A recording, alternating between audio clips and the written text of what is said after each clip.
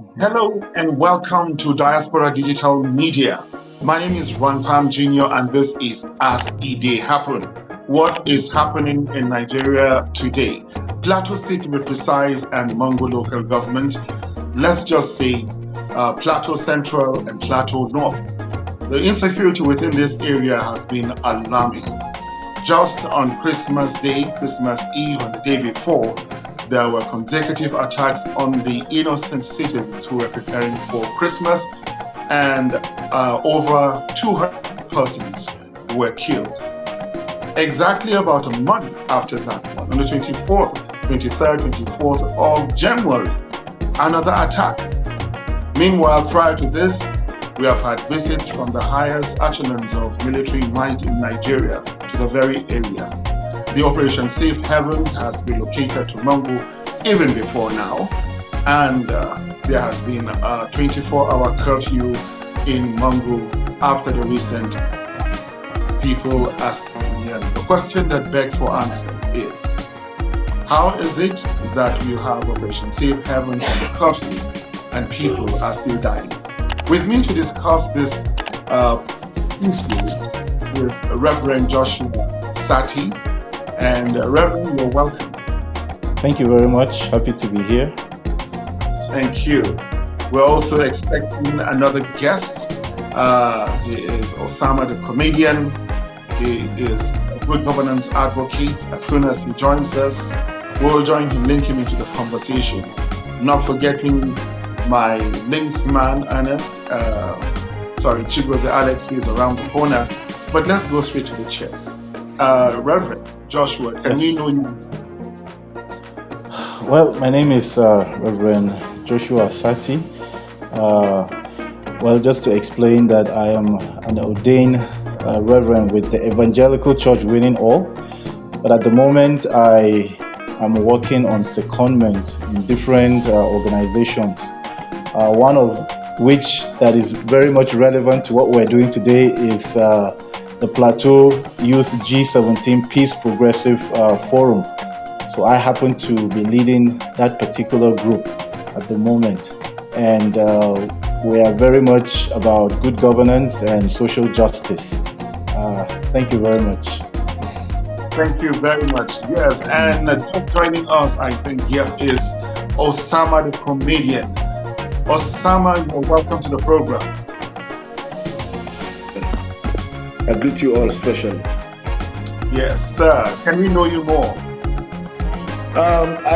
My name is Osama Comedian. I'm an OAP with JFM 101.9 Jos Plateau, and I talk for a living. I'm a public advocate for good governance and an activist. That's me for now. You're most welcome. So let's go straight into the chase. In Mongo, there's Operation Safe Haven, and there is a 4-hour curfew, and people are still running and killing. What is happening? Any background on there? Let's start from you, Reverend. Well, thank you very much.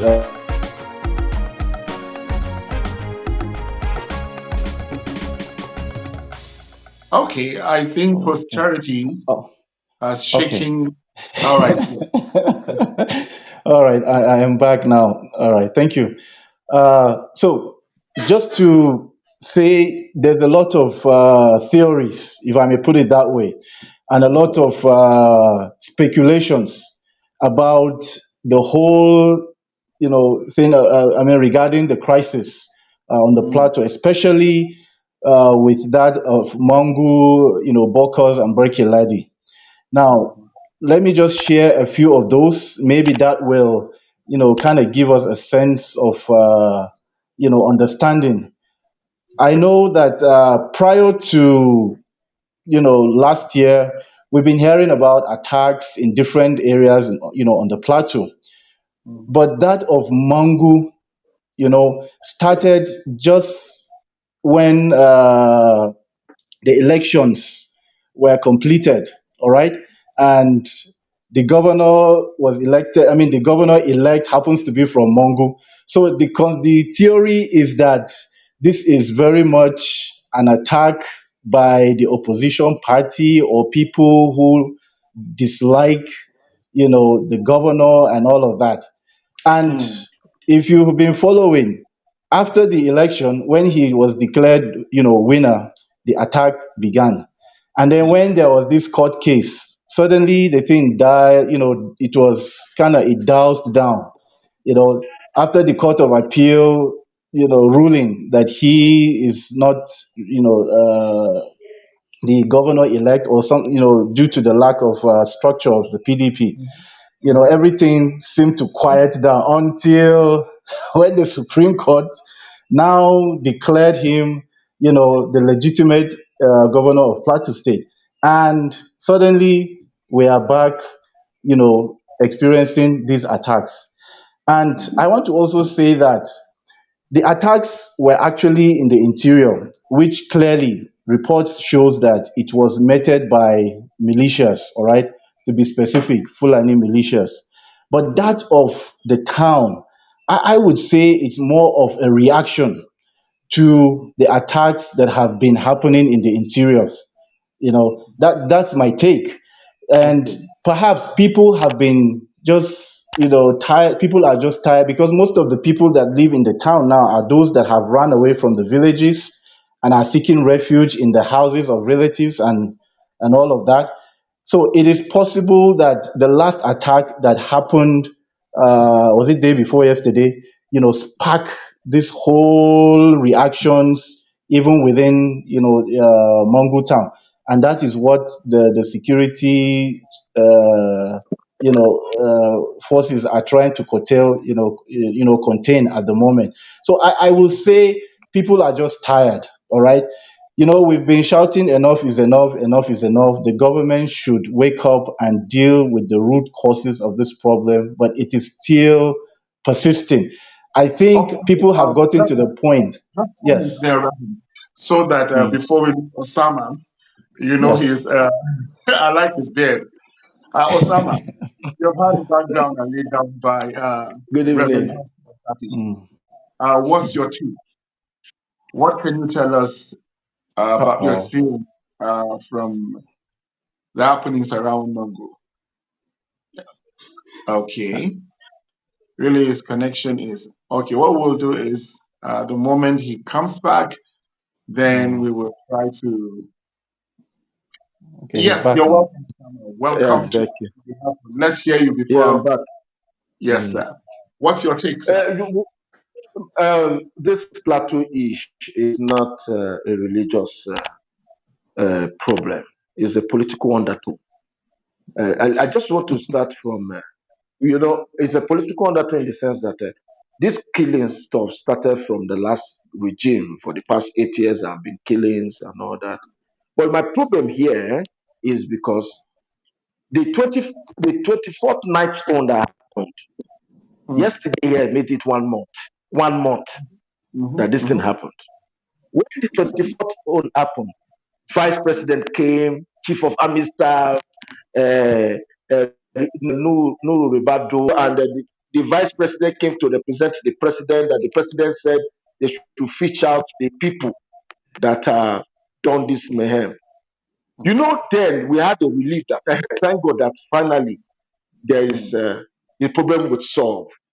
But to my greatest surprise, with all those machineries and everything that came for the 24th night, I'm shocked that it's still going to that this still happened. But I'm not surprised though to some extent. You know why? Because on my radio program, I said it on Christmas Day when we had our program. I said it will happen again. Happen in the sense that nobody has been brought to book, nobody has been arrested, nobody has been paraded. That okay, these are the people that are doing it. So it will happen again because the people who only attack, go and stay for some time, they come back again. Because to me, I see Mhm. Okay, while he gets steady, Reverend, how is the Mhm. situation on ground? Are you Yes. able to reach some people around Mango area? Yes, currently I learned that the whole thing, there's a state of calm in the town right now, at least better than what it was yesterday. I mean, yesterday I'm sure you must have heard about a lot of clashes here and there, even with the security personnel. But as at today, in fact, I just spoke with someone who reliably told me that it's like the security outfit was reshuffled, sort of that a new set of people came with different kinds of uniforms and all of that, and I think Mm, that builds some kind of confidence in the people, and there's a lot of there's calm actually at the moment, okay. compared to what happened yesterday at the moment. So, Mm. uh, okay, Osama is gone. Now, to your question, the way forward, all right? You see, Nigeria has come a long way, okay? This is not only a plateau issue because if you've been following, there has been this sort of attacks in different regions of the country. We Mm, have come from a military rule to civilian rule. Unfortunately, we have not paid attention to certain things that has been built by the military, especially regarding security. The military, there's one commander in chief, all right, and he gives the order, and everything comes and comes in and out through him. And today we claim to have a civilian government. All right, we are now back in democracy, but we still are using this same template as though we are within a military regime.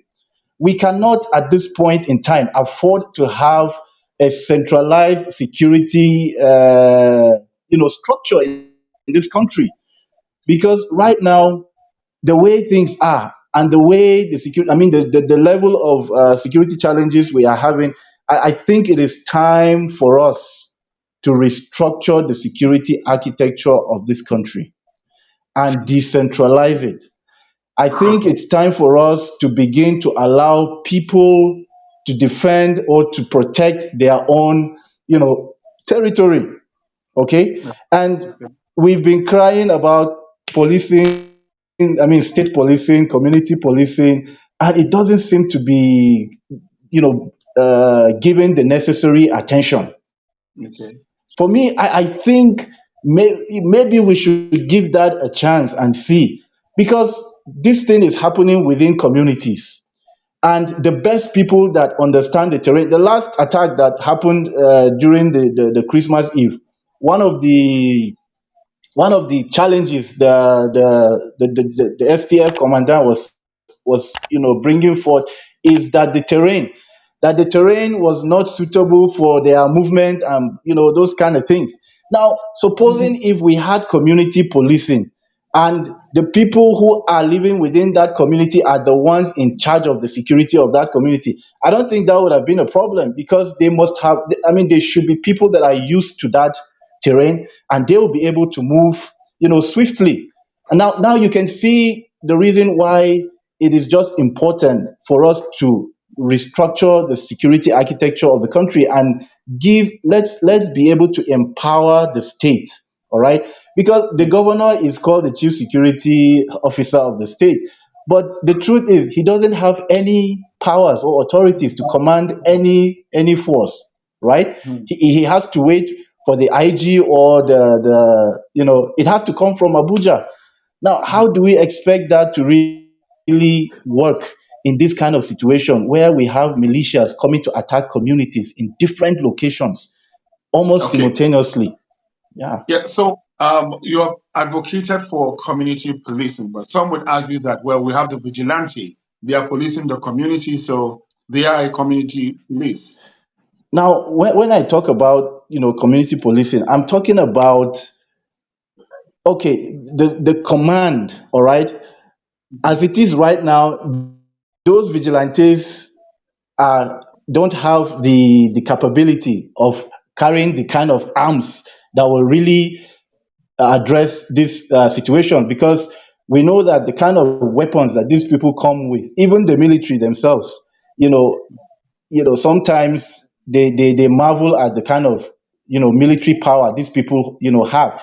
Those Mm, vigilantes cannot do anything about it, and then the laws of our land, vigilante group cannot. Mostly what they carry, guns that are meant for hunting. And that cannot just adequately stand or address this particular, challenge or security challenge. It's just grossly inadequate. So we're talking about the type of community policing where the commander in chief is within the state, or the powers to give commands and orders is vested upon the state, and not, waiting to hear or to get command from Abuja. That's the kind of thing we're talking about here.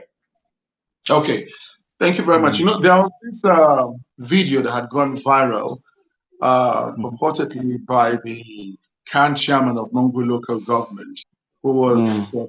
physically rattled and very disturbed. I don't know if you have had a chance to see that video. Yes, I've watched the video. Okay, and Yes. that's a good one. So, Hmm. what's your take about that? Well, you see, from experience, from the Jos, crisis, I know that, I don't want to believe. Okay, it may not be true. All right, but I don't want to believe that the state, I mean, the military have resolved to killing civilians, whether on, the natives. Okay, one thing I know is that from the experiences we've been having in Jos, Okay. when a crisis begins like this, they will issue a curfew will be declared. All right. Now, once curfew is declared, it is expected that nobody should step out of his, I mean, of their houses. Nobody is meant to be seen outside. And I think the orders given to the military is that anyone they see outside, they should engage. Okay. Mm.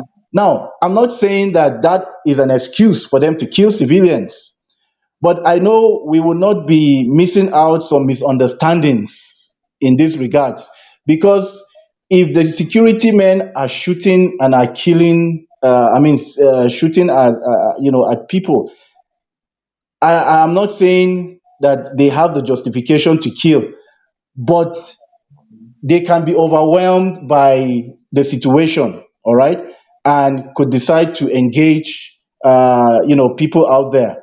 Nevertheless, I think the security chiefs should still look into that matter and investigate, because Okay. that will further escalate the problem. If truly there is these allegations that, security men are killing civilians, it's not going to all, go well. I've read another post that they have invited him, the camp chairman, the police, the military have invited him to That's come Operation. and, yes, Operation Safe Haven, that he has been invited to substantiate, his claim, which is good. All right.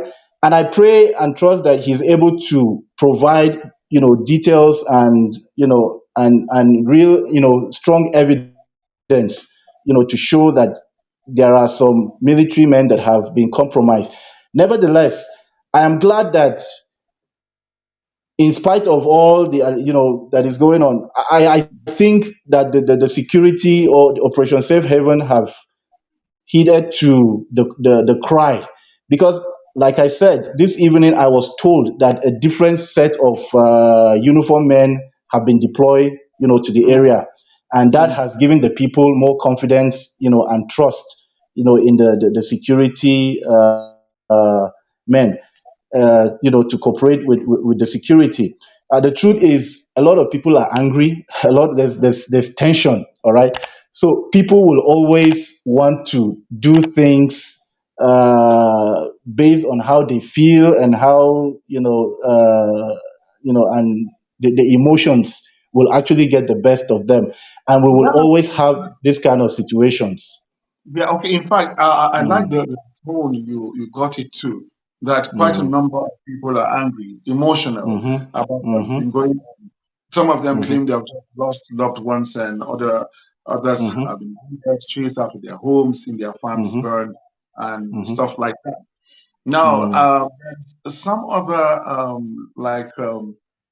a statement from the army headquarters that mhm, they would deal decisively with anyone peddling lies, and they said whatever the compound of Mm-hmm. people said is false.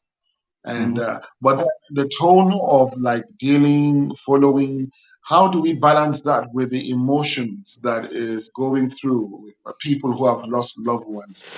Because people are bound to talk, people are bound to look for a way of keeping Mm-hmm. themselves. Mm-hmm. Yeah. Yeah, I I don't mean, need that. yes, I think the army headquarters should also understand with the people. All right.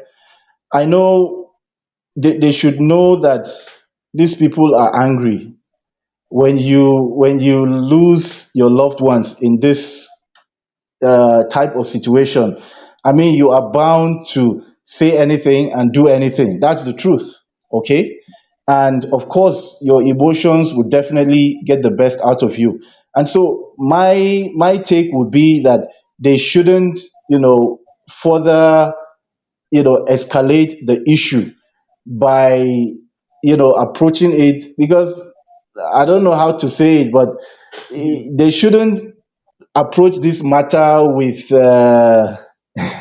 they should approach it with serious consideration and understanding, all right, Okay. of the situations these people are really in. Okay. Mm. Because it's like, I'm not saying they are crazy, but it will be out of place to to take a mad person into custody because he has done, that something is Mm. really wrong somewhere. I'm not saying they are crazy, but the point I'm Mhm. trying to make is that the security, the military should treat this matter with great understanding, all right, and consideration, knowing that these people have been through a lot, all right, and they are Mm. bound to react erratically in this way and manner. Okay. Mm. And so they should be agents of peace, and peace indeed, in this kind of situation. Yeah, that's just my take on this. Okay. Quite Mm, ironical. The army fighting to bring mhm, peace in Nigeria. So, mhm, over the years, we know that Nigerian mm, military, police, paramilitary generally have done exploits when they go out for international campaigns. In almost everywhere, mhm, every nation they have been posted to, whether it's UN, whether it's ECOMOG, we've had very glowing mm, remarks and applause for them. Why is it that the mm, plateau issue has lingered this long? mm. Well, I wish Osama was here for us to really get his take, because he started mentioning something about the fact that this thing has a political undertone. Okay. And really, I wish he was here to speak some more about that, because let me take you back to a statement that has been running around, made by General, our one-time president, General Sani Abacha, okay, who said that if insurgency survives 24 hours, that the government has a hand in it, right? Now, I'm not accusing the government, all right, openly in this forum, okay, but I think one of the reasons why this thing is persisting is most likely that there are people that, or the powers that be, have interest, okay, in this whole crisis. All right. I like the word one Hausa man used. He said Dilaleng, what did he say? Dilaleng Masifa. More like people who tend to benefit from all this crisis. All right. Yeah. Whether in order to promote or to protect their political, aspirations or ambitions and all of that. Okay.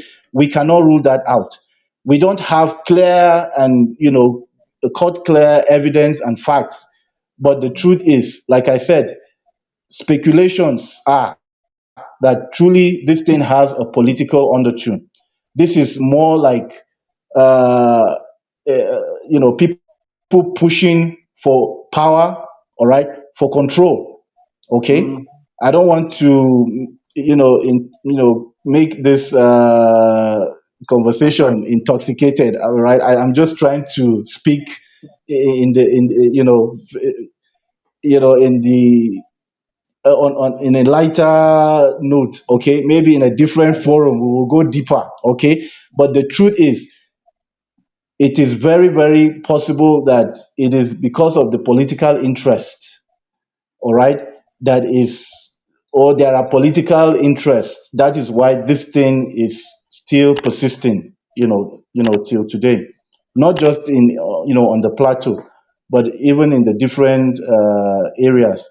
It could also be an economic, because there are theories that the mining, or the those who are into the mining are also the ones causing these problems, so that people will leave those areas and then they go in there and mine illegally, okay, and take whatever it is they want.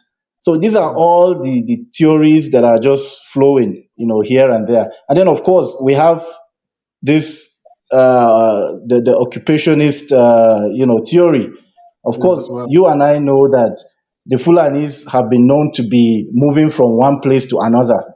So perhaps at this point in time, they are looking for a land to settle. And of course, you know that almost every land in this in this country had been occupied by one tribe or the other. All right. Yeah. And so the theory is that they will go in now and attack these people and grab their land.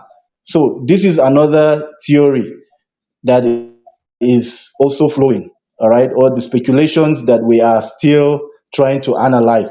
Because the truth is, if you've been following the stories, you know that there are villages that today have been sacked, more than 100 villages, and they are Yeah. there staying in those villages as we speak right now. They've, killed and chased those people out of those villages, and they are living there. And up till today, nobody has even gone to tell them or to ask them, why are you here?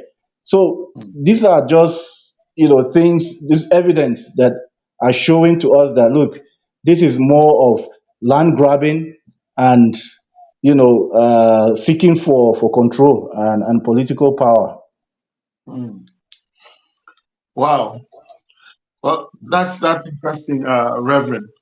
And then we also had this issue of like the vigilante around, but Mhm. we're looking for state police. Some years back, before the immediate past administration, during the administration of Jonah David Jang, who Mhm. also had a taste of it, Mhm. there was no state police, Mhm. but he was able to use other means to curb without waiting for the federal to. Yes.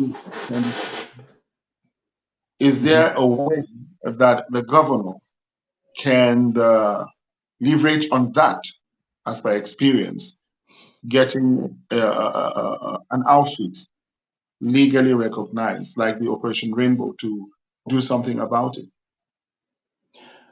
Well, I know of recent, the activation and of the Operation Rainbow security outfit has been very much in the play. All right, but even at that, Operation Rainbow still has its limitations at this point, at this moment. Right now, from what I haven't read much about, I know they graduated a number of personnel who went through some trainings under the umbrella of Operation Rainbow. But what we have gathered is that basically what the functions they are going to be, or the role they are going to be playing, is to assist the police with intelligence gathering. All right. Mm, Even as I'm speaking to you now, if you go to the Operation Rainbow headquarters, it's policemen you will see there.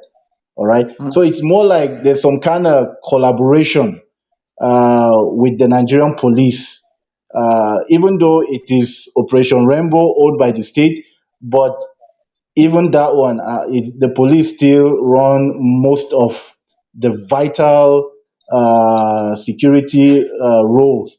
in that, even with that outfit. So more like what they basically do is intelligence gathering. I think, I'm not sure they will accord them the opportunity to hold arms and do what normal police will do. That's Mhm. my thinking, actually. Yeah. Yeah, because during Governor Jang's time, I think he got the backing of the State House of Assembly, and it was Mm-hmm. almost unanimous. The outfit came under law within the state. The act was Mm-hmm. there, and Mm-hmm. they were allowed to reasonably carry a level of arms, although they would just probably Okay. just calm the issue, provide the first line of defense, including intelligence, to safeguard Okay. life and All right. property before the police would come in. And if they don't know the terrain, mostly members Mm-hmm. of the opposition Rainbow were locals recruited from different parts of the Yes. state. Yes. Yeah. So, well, That's true. Yes. that's a talk for another day.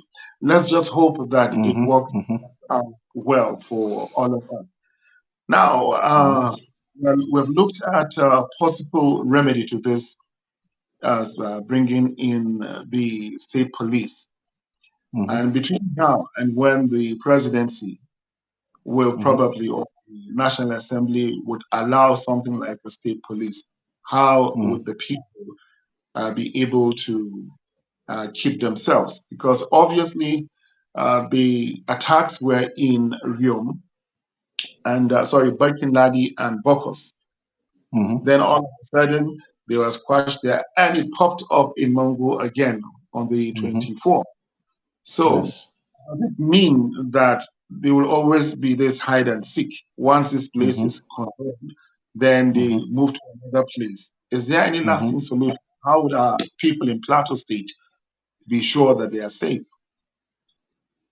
Well, you see, the truth is one of the reasons why, people still seem to be losing confidence in the military or the Operation Safe Haven is because, you see, let me be honest with you. These people, they have camps here in Plateau, and it's not as if these places are unknown. Okay. In fact, today I was So, talking with what so sorry. you said these people, are you referring to Operation Rainbow or No, no, the? no, no. I'm talking about the militias. They have Okay, places where they go to camp and strategize their attacks. okay. And our people know these places. So the question is, what is preventing the Operation Safe Haven to go in there and engage them? You see, that is the question that we keep asking. Hmm. Today I was even talking with one of the ethnic nationality, presidents. That is the youth wing president. He told me reliably that, look, they have done their investigations and they know where these people camp. And let me even shock you. Every time, I mean, I don't know how they were able to have this intelligence gathering, but I want to let you know that anytime these people have strategized and have decided to map out places to attack, it leaks out. You literally see it on WhatsApp groups, different WhatsApp groups. So there's always this caution, telling people, look, be ready, these people are coming. And trust me, it happens. So the question is, why are they not going in there to engage them? So that is one question that we still cannot, understand, or one misery that we still cannot understand. And these are some of the things that are killing the morals of the people when it comes to cooperating with the security agencies. Mhm. Very big question there.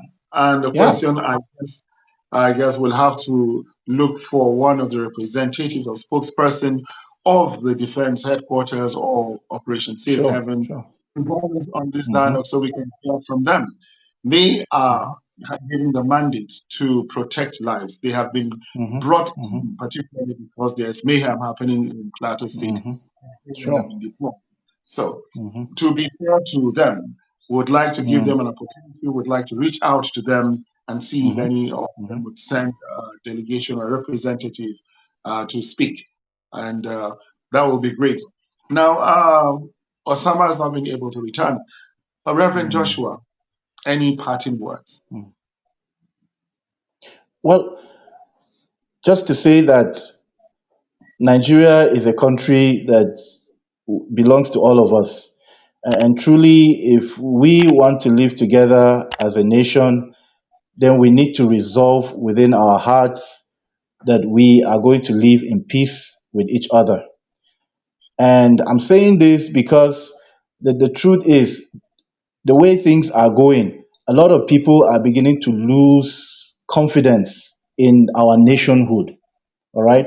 People don't seem to want to even associate themselves with the nation Nigeria. They would rather associate themselves with their region. Okay. We've seen what is happening in the Biafran, region. Now the Yorubas are making a lot of noise. The thing is beginning to come out. All right. Mhm. And before you know it, this thing might push us, the middle belt, also to begin to talk about region and no longer the nation. All right, because we, I mean, people are suffering. All right, the attacks is just uncalled for. I don't believe that Nigerian military does not have the might or the weapons to dislodge these people. Are they ghosts? I mean, Mhm. with my phone, I can use Google Earth and locate where people are. I mean, if they are moving in mass, is it the military that will not have those intelligence? Like I said, why are they not, going in there to neutralize these things once and for all? And let's forget about this thing. See, these are the questions. And so, truly, if we want to remain as a country, as a nation, then let's do the needful, or else people will be pushed to the wall, and then we will further begin to talk about, along. I mean, we will begin to exist along regional divide, and I don't think it's going to be healthy for us. And so, my call is for the government to wake up and take up this challenge. If we really, really want this nation to remain one, let the government do the needful. They should address this security challenge permanently, and let's make a headway. Thank you. Thank you very much, our guest Joshua, the leader Plateau Youth G17 Peace Progressive Forum.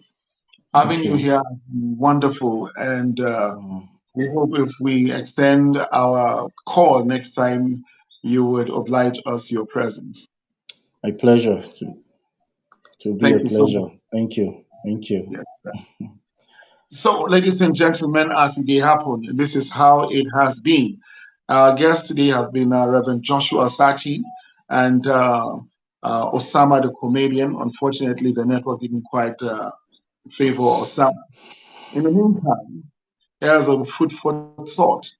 We are Nigerians, and the first line of the Constitution says, "We the people." If there are no people, there is no country. Our leaders have the responsibility, statutory responsibility, to protect lives and property. There is no excuse for people under your purview to suffer for over 20 years. Agreed? Some of them are just coming into power. They may need time, but time is something that only the living can enjoy. Wherever you are, keep safe, value safety precautions and warnings, and pray for Plateau State.